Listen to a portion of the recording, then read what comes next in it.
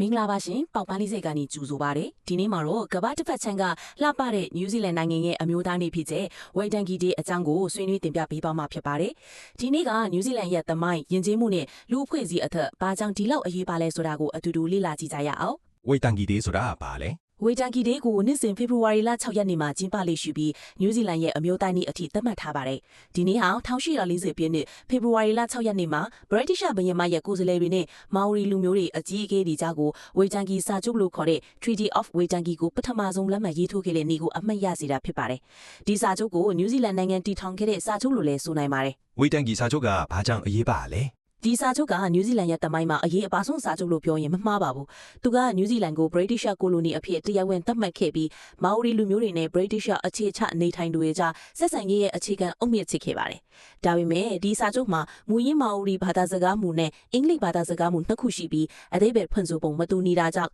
ရာစုနဲ့ချီတဲ့အငင်းဖွားမှုတွေဖြစ်ပေါ်ခဲ့ပါတယ်။အင်္ဂလိပ်မူမှာဆိုရင်တော့ British ဘုရင်မကိုအချုပ်အခြာအာဏာအဖြစ်အဝပေးအပ်တယ်လို့ဖော်ပြထားပါတယ်။ဒါပေမဲ့မာအိုရီမူမှာကတော့ဘုရင်မကိုအုပ်ချုပ်ခွင့်ကိုကာဝနန္ဒာလို့ခေါ်တဲ့အုပ်ချုပ်ခွင့်ကိုသာပေးအပ်ခဲ့ပြီးမာအိုရီလူမျိုးတွေရဲ့မြေယာတောတောင်ရေမြေနဲ့အခြားပိုင်ဆိုင်မှုတွေဖြစ်တဲ့တီနိုရန်ဂါတီရန်ဂါတာလို့ခေါ်တဲ့ရေတောင်မြေယာနန်ရီလုတ်ရန်ကြီးနဲ့အခြားပိုင်ဆိုင်မှုတွေအပေါ်ပိုင်ဆိုင်ခွင့်ကိုဆက်လက်ထိန်းသိမ်းထားတယ်လို့ဖော်ပြထားပါတယ်။ဒီအဓိပ္ပာယ်ကွာဟချက်ကြောင့်နောက်ပိုင်းမှာမြေယာသိမ်းယူမှုတွေအခွင့်အရေးချိုးဖျက်မှုတွေဖြစ်ပေါ်ခဲ့ပြီးမာအိုရီလူမျိုးတွေအတွက်ကြီးမားတဲ့ဆုံးရှုံးမှုတွေရှိခဲ့ပါတယ်။ဒီကိစ္စတွေဟာဒီနေ့အထိလည်းဆွေးနွေးညှိနှိုင်းနေစေပါပဲ။ဝေတန်ကီဒီမှာဘာတွေလုပ်ကြလဲ။ဝေတန်ကီဒေးရဲ့အဓိကပွဲလောင်ကြီးကိုစာချုပ်လက်မှတ်ရေးထိုးခဲ့မူရင်းနေရာချစ်တဲ့ Bay of Islands တွေကဝေတန်ကီ Treaty Grounds မှာကျင်းပလိရှိပါတယ်။တနင်္ဂနွေလုံးမှာလည်းအခမ်းအနားတွေပွဲလမ်းသဘင်တွေကျင်းပလိရှိပါတယ်။ဝေတန်ကီ Treaty Grounds မှာဆိုရင်နယူးဇီလန်ဝန်ကြီးချုပ်မောင်ရီအကြီးအကဲတွေနဲ့နိုင်ငံရေးသမားတွေစုဝေးပြီးစကားပြောဆိုတာဆွေးနွေးတာတွေလုပ်ကြပါတယ်။မောင်ရီယိုတာဟာကာစစ်ပွဲအကပေါ်ရီဘောလုံးအကစတဲ့ဖြိုဖီပွဲတွေ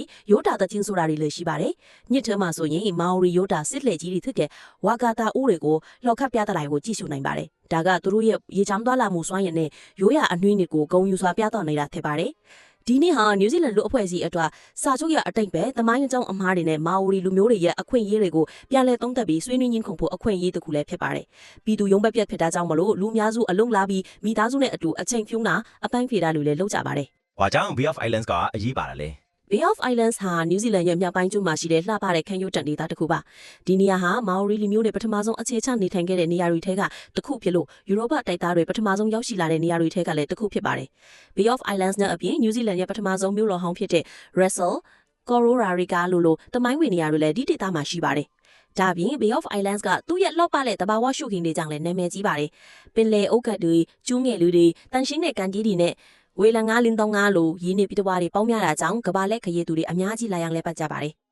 ကဲဒီနေ့တော့နယူးဇီလန်ရဲ့ဝေတန်ကီဒေးအကြောင်းကိုအတူရှုပ်နှလဲလောက်ပြီးလို့ထင်ပါတယ်။ဒီနေ့ကနယူးဇီလန်ရဲ့အမျိုးသားအမတ်လက္ခဏာကိုပုံဖော်တာမှာအရေးပါတဲ့ခန္ဓာကနေပါဝင်နေတဲ့နေ့တစ်နေ့ဖြစ်လို့တမိုင်းကိုပြန်ကြည့်ပြီးအနာဂတ်အတွက်တင်ငန်းစာယူဖို့အခွင့်အရေးတစ်ခုလည်းဖြစ်ပါတယ်။နားဆင်ပေးခဲ့ကြတဲ့ပရိသတ်ကြီးကိုကျေးဇူးတင်ပါတယ်။နောက်တစ်ပတ်မှာဘယ်နိုင်ငံအကြောင်းပဲတမိုင်းအကြောင်းကိုဆွေးနွေးပေးရမလဲဆိုတာကိုကွန်မန့်မှာရေးပေးခဲ့လို့ရပါတယ်။ပေါက်မန်း40 channel ကို subscribe လုပ်ထားပေးကြပါဦး